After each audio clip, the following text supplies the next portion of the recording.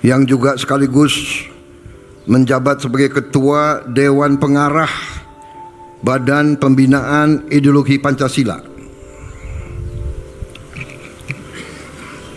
Wakil Presiden Republik Indonesia, Saudara Gibran Raka Buming Raka. Wakil Presiden ke-10 dan ke-12 Republik Indonesia, Bapak Haji Muhammad Yusuf Kalla. Wakil Presiden ke-13 Republik Indonesia, Profesor Kiai Haji Dr. Ma'ruf Amin.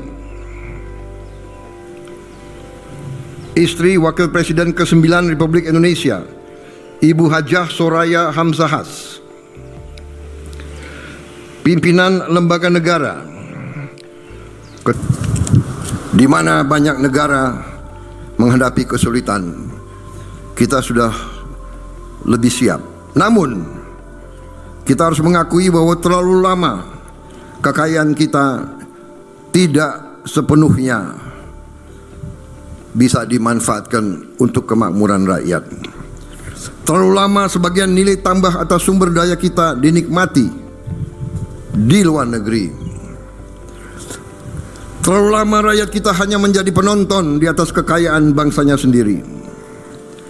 Karena itulah saya berkeyakinan bahwa tugas sejarah kita saat ini, tugas sejarah saya sebagai Presiden Republik Indonesia ke-8,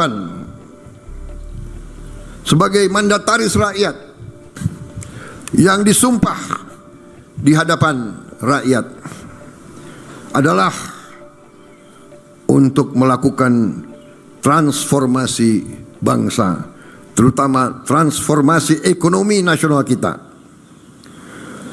Transformasi dari ekonomi yang belum sepenuhnya berlandaskan Pancasila menuju ekonomi yang sungguh-sungguh berdasarkan Pancasila. Saudara-saudara, apa arti ekonomi berdasarkan Pancasila? Pertama, ekonomi yang religius